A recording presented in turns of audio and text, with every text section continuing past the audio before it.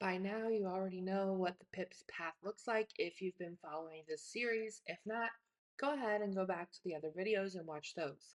This video is going to be interactive, so grab a pen and a piece of paper or your phone or whatever, because you're going to be using your idea to work through my path. And the reason I'm doing this is because at this point, we've gotten hundreds of comments of different side hustle ideas, and there's no way that I can make a video about every single one of them. So I'm going to walk you through step by step how you can do this yourself. You're going to start with your side hustle, and then you're going to do a blog and or YouTube channel, and then you're going to follow the PIPS path until you have a low ticket membership for recurring monthly revenue. This is what I've been referring to as infinity dipping because essentially you take your side hustle and you turn it into unlimited streams of income. Double, triple, and infinity dipping means adding more income streams to your side hustle. It does not mean working yourself to death. It is a journey. You start your side hustle and you use that content to turn it into more income streams as you go. But I don't want you to rush this process because if you do, it is not going to be as successful. Instead of unlimited streams of income, which a stream of income is something I consider at least 500, if not $1,000 a month. Until it is making me that much money, I don't count it as a stream of income. You can set your own parameters for this. However, like I said, if you don't do this the right way, if you try to rush it, instead of having, say, 8 income streams, you're going to have pennies trickling in from a bunch of different places. You don't know what's going on. You don't know why you're not making money. And it's because you focus on too many things at once. Another note, I'm not covering digital only options. Some of you guys were like, hey, can you do something about like digital crochet patterns was one of them. I'm not covering digital only in this series because that's the whole PIPS path as is. So this series is about side hustles. It's a new look at the path with active income as the starting point, aka side hustling. If you only want to do digital, the PIPS path is already there for you. Go follow it step by step by step. And this is something we talk about all the time. Like in the PIPS path, you start out with a blog and or YouTube channel and go from there. So this is a little bit different. Grab a pen and paper or pull up another screen because we're going to do an interactive exercise here, aka homework. I love giving homework. Okay, so number one, what is your side hustle? That is where we are going to start. What is it that you're going to do? Probably outside of the house, because if it's inside the house, you could probably just follow the PIPS path. But what are you going to do that requires you to make something or to do something physically? What is your side hustle? So remember from the other videos, the number one thing here is when you start your side hustle, your whole goal here, besides making money, obviously, is to become a subject matter expert ASAP. Becoming a subject matter expert lays a foundation for you to turn this into an infinity dip situation. Okay. If you don't become a subject matter expert, if you're not working on learning and growing in this niche every single day, then it's not going to be as easy to infinity dip. So I'm going to give an example that was requested by somebody in the group. If you're not in the group yet, the link is below.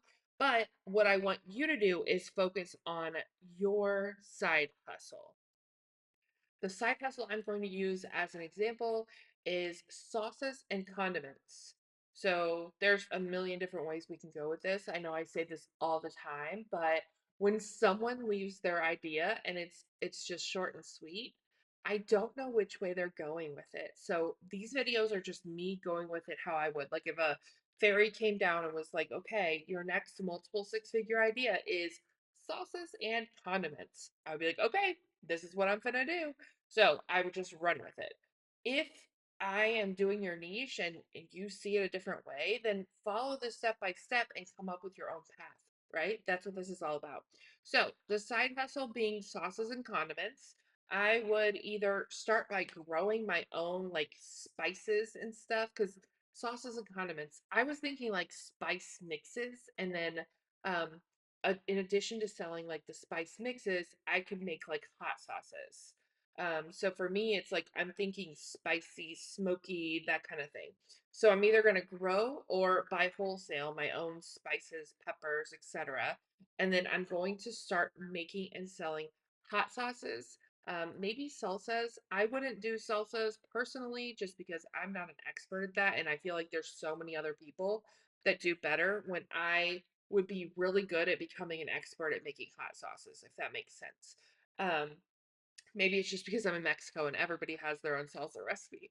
But I would start by making spice mixes and hot sauces. And as far as the income streams go, I would have spice mixes here, hot sauces here, and then I could turn them into gift boxes and such as well. I could probably do like a monthly or quarterly subscription box with different spice mixes and dry rubs and that kind of thing. So those are going to be the three things that are bringing me money in. And whenever I'm doing this, I'm going to go to farmers markets. I'm going to go to vendor fairs. I'm going to be posting in local Facebook groups. I'm going to be putting flyers up. All of these things are responsible for my income in this scenario. So I'm going to hit the ground running and make sure everybody and their mother knows that I make spice mixes and hot sauces. Now, after we figure out what we're going to do with this side hustle, we're going to build it up, right? We're going to become a subject matter expert and build up our side hustle. So for the first, let's say 3 to 6 months, you could start at 3 months if you're really eager and you have made time for this. But let's say 3 months in, I'm already making pretty good money because I've hit the ground running and I've put all of the time and energy I can into it. If you're limited with time, energy, or both, then maybe let's say 6 months, okay? But at that point, at the same time, okay, you're going to be using your side hustle to create blog posts and YouTube videos.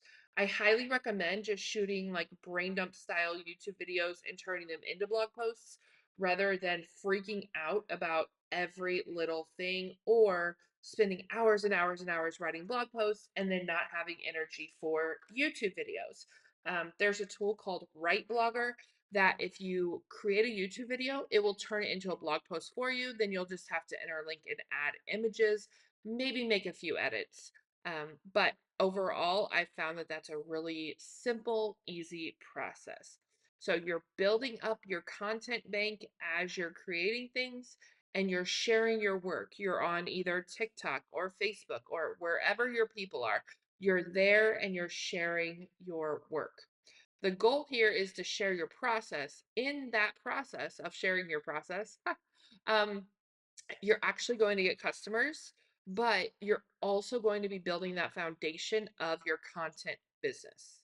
So, what is it that you can do right here on the side hustle side? Pause if you need to, write it down. And then how are you going to turn this into money as well? So for me, my main streams of income are affiliates and digital products. You can also have ads as an income stream, but that is not one that I recommend relying on.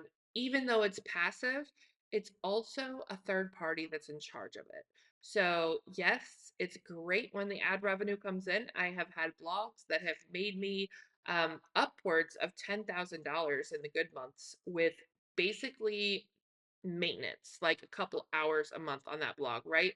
However, when Google's algorithm changes, or when the ad company decides something new, or there's new regulations on the ad company, whatever, that messes with your money. And I don't like when people are able to mess with my money. So I try to keep everything as diversified as possible. So for me, I'm doing affiliates and digital products.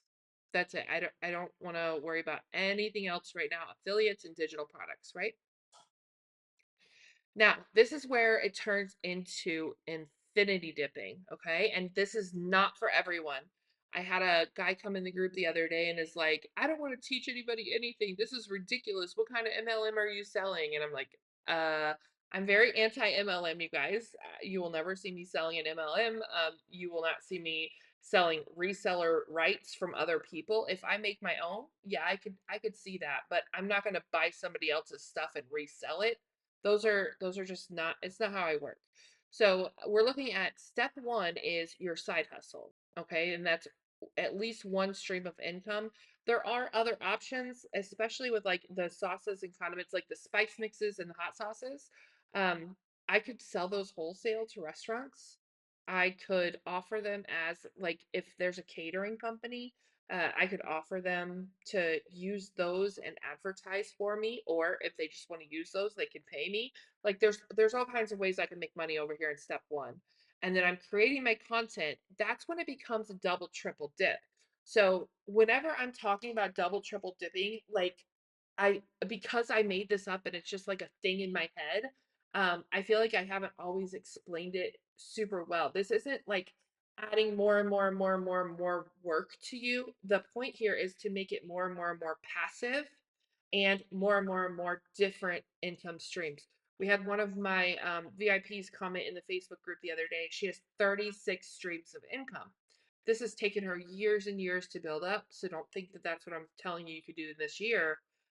But she has multiple streams of income, which means when one stream of income goes away, if anything happens, then it doesn't hurt her bottom line near as much.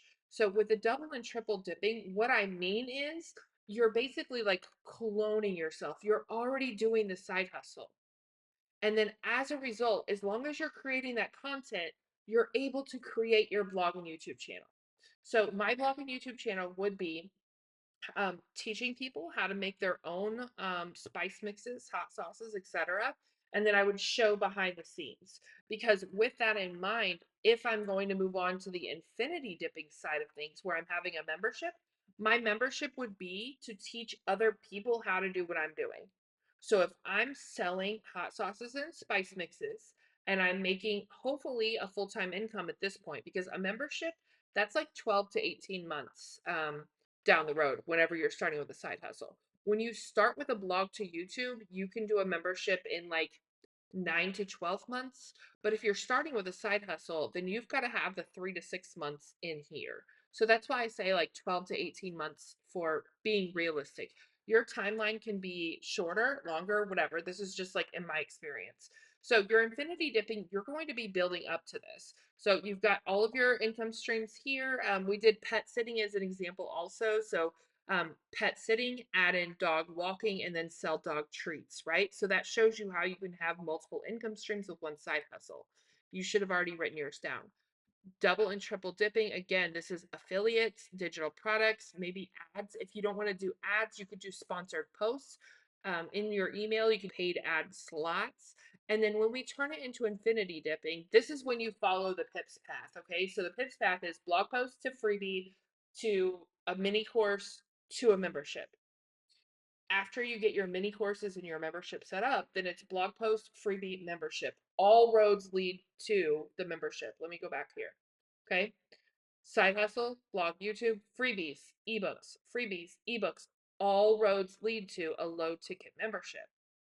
So if let me go back to the end here. If I am building up my membership, I'm going to have different recipes and stuff so I can sell my spice and hot sauce recipe ebooks. I can teach people how to make money doing this, so that's another whole, ebook course, etc. And then I can add in like different templates and that kind of thing. All of those things can sell individually outside of my membership, and then it can also be inside of my membership. I hope all of that makes sense.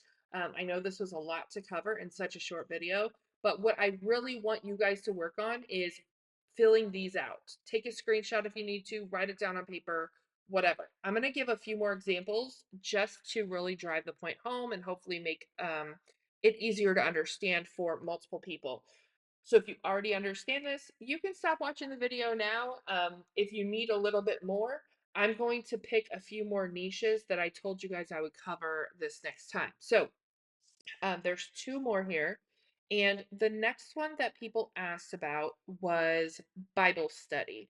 Now, don't get your panties in a bunch if you're not a Bible study kind of person. I couldn't be more opposite than a Bible study kind of person, but I still can look at this from a business standpoint. So I would encourage you, whether I'm talking about Bible studies or witchcraft or something in between, I would encourage you to look at this from, again, a business standpoint. Take your personal feelings out of it if you don't agree with whatever I'm talking about. That's going to be very good advice for those of you, especially in the US, over these next few months. All right, so Bible study. Whenever I'm doing a side hustle with a Bible study, I think I would start with physical kits. So I would make digital too. Obviously, all of this stuff I will always do digital as well. But if I'm following the rules and starting with a physical side hustle, I would make kits. Like picture like scrapbooking kits, but like Bible study style. Um, also like depending on who my audience is, let's say my audience is like it could be Sunday school teachers. It could be like moms groups. Like there's so many people I could target. Let's say I'm targeting Sunday school teachers, which fun fact, used to be a Pentecostal Sunday school teacher. For those of you who know me. Yes, that's funny. But I was really good at it and I loved it. So I would create some printables. I would make my printables based on themes. Like if you're doing the whole Proverbs woman thing, there's tons of themes there of your virtues and such. You can do, again, depending on your audience. If your audience is men, there's a whole bunch of different themes you could do for men. You can also do based on books of the Bible. So this is for Matthew, Mark, Luke, John, whatever. So you can do a different kit for each book of the Bible. That alone will keep you busy for like a year, even if you just do the New Testament, right? So physical kits, and then Sunday school teachers can either order the digital version and print it, or they can order the physical kit. I would go around literally door to door, like church to church, and be dropping off a free kit for them to use. I would be emailing every single church I could find and tell them, hey, I offer this for Sunday school teachers. I'm just getting started. Here's a coupon code to get 50% off the digital bundle version if you want to buy everything I have. Also, looking down the road here, this is an easy membership. Easy peasy membership, right? So I can start my side hustle and start working on my membership right away because a subscription box, especially if you're doing a digital option, can easily turn into your membership. Like a membership is a subscription box, it's just digital. Like that can be your thing. Um, with your target audience, you're going to be very specific here. I would be using TikTok to go, you know, get into the circles I needed to for this side hustle. You could do Bible studies on YouTube and mini Bible studies on TikTok as well, because you can go up to like 10 minutes. So you would use your own kit. So print off your own kit and you would do the Bible study and you would have like questions in your kit and all this stuff, right? And then when people are asking, oh my gosh, I love that. How do I get it? You can order it here, digital or physical option. That covers the blog and YouTube because I'm going to be doing the same thing. I'm going to be putting in resources for my target audience. Here, it would be Sunday school teachers, pastors, preachers, church people, all of that, right?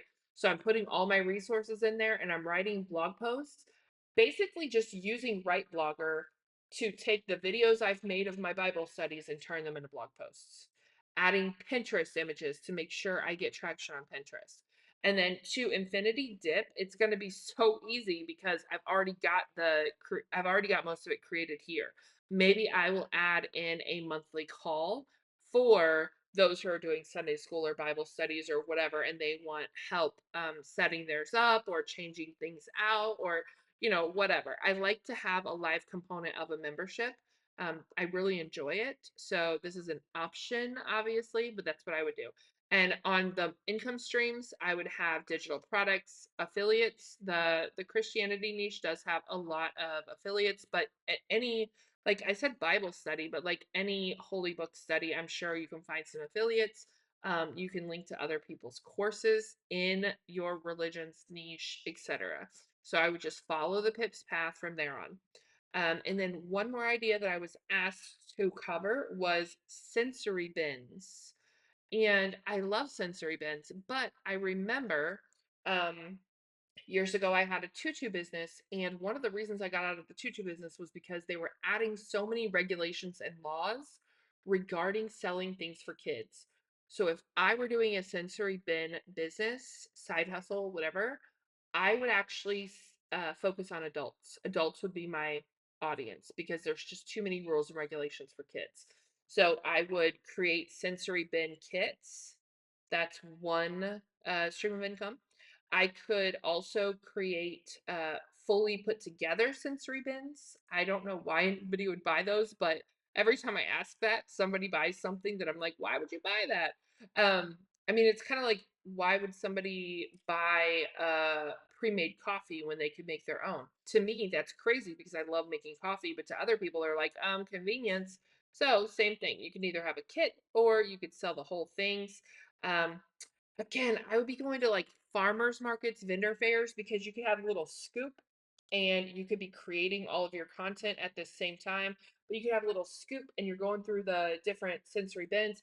You could have little cards that talk about the benefits of sensory bins for adults. So, talking autistic adults, ADHD, anxiety, all of the things that we deal with, um, they can be helpful. So, I would make little cards talking about how helpful these sensory bins could be. I could even make like themed ones that are more adult friendly, like crystals and that kind of thing. So I'm going to farmers markets. I'm hustling, hustling, hustling. At the same time, I'm creating content. Same exact thing. Affiliates, digital products. I mean, this never changes. That's why I'm showing you guys this in so many different niches. It never changes. You might have to pivot a little bit, but the principles are still here. And then if I want to infinity dip, I mean, I could do a like how to start your own sensory bin business at home. I don't know that that's what I would do. I would have to think about that. As you guys know, I don't plan these ahead of time, so I'm not sure how I would infinity dip. How would you guys infinity dip with a sensory bin business? I'm sure I'll think about it as soon as I'll think of something as soon as I stop recording. But let me know if you guys have ideas for this person who's wants to get into doing sensory bins. Hopefully this helped. If you guys have any questions, leave them in the comments below. I will continue doing this series as long as it is helpful for people. If I find that nobody is finding it helpful, I will move on to something else because I will get bored very quickly. But for right now, I'm having a lot of fun doing this, and I hope it helps you make lots of money.